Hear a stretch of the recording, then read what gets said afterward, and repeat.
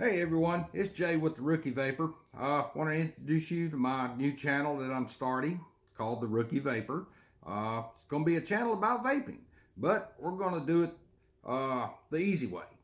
We're going to start out and look at equipment, how to do it, how to start into vaping and everything, get away from those stinkies and all. I smoked cigarettes for 35 years, some Marlboro Reds, and it was a tough battle getting off of them. So, and I was so grateful today that I could say that I was not a tobacco user. So I'm here to go over vaping and how to get started into it, what it takes to get started into it. We'll look at some equipment, we'll look at juice, we'll even look at how to make juice.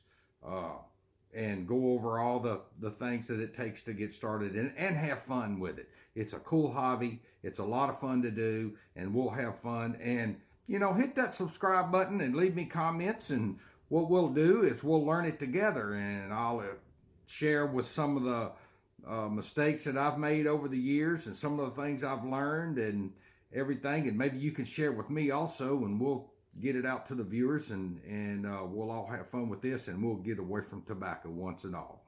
And that's an industry that needs to go. So thanks for watching.